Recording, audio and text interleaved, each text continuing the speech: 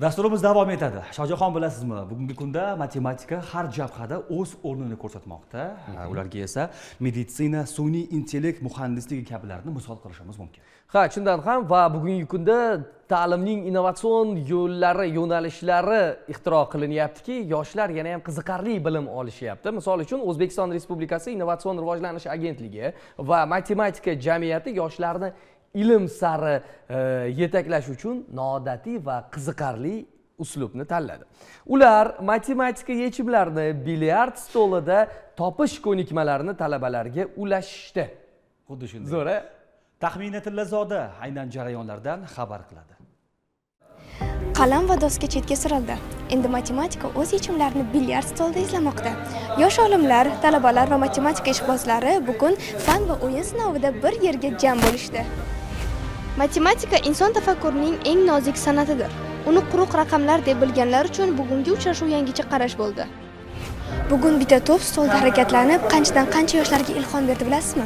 Bilmasangiz hozir bilib olamiz. Qanday bo'lyapti tadbir? Juda a'lo darajada. Yoqyaptimi sizga? Albatta. O'zi matematikani kundalik hayotingizda aynan qaysi vaziyatlarda qo'llaysiz? Matematika hayotimizda har bir sohada qo'llaniladi. Bugungi tadbir sizga nima beryapti? Matematikada turli masalalarni mana aytib o'tganingizda bilyard stoli orqali yechishni aytib tushuntirib beryapti. Matematika o'zi qanday ma'noni anglatadi? Nega aynan matematika deb nomlangan? Oldin arifmetika bo'lgan, al-Xorazmiy tomonidan harflar kiritildi, harf bilan ishlaymiz dedi, algebra kiritildi. Hammasi qo'shilib matematika bo'lib ketdi. Matematika o'zi nimaga kerak?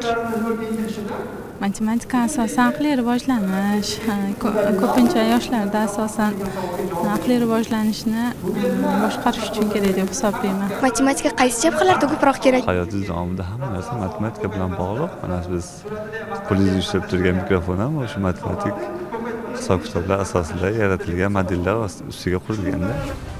O'zbekiston Matematika jamiyati va Innovatsion rivojlanish agentligi tashabbusi bilan tashkil etilgan bu tadbirda yoshlar nafaqat fan, balki hayotga ham yangicha ko'z bilan qarashdi. Matematik bilyard o'tgan asrning 60-yillarida paydo bo'lgan, o'sha oddiy klassik bilyard o'yinini modellashtirilgan. Oddiy bilyard o'yini oddiy stolda bo'lsa, bu yerda endi matematikada har xil stol bo'lishi mumkin. Doira shaklidagi stol, ellips shaklidagi stol, umuman qoriq bo'lmagan stol, mana shunaqa stollarda bo'lishi mumkin. Mana bugungi ma'ruzamda men ko'p nimalarni amaliyotga tatbiqlarini keltirdim o'sha matematik bilyard nazariyasini. Masalan, mana bu bugungi kunda hali tibbiyotda hali buyrakdagi toshni urib tushirish uchun yaratilgan asbob mana shu matematik bilyard nazariyasiga asoslangan. Hozirgi o'rgangan narsalarimiz olimpiada masalalariga ko'p tatbiq qilinyapti.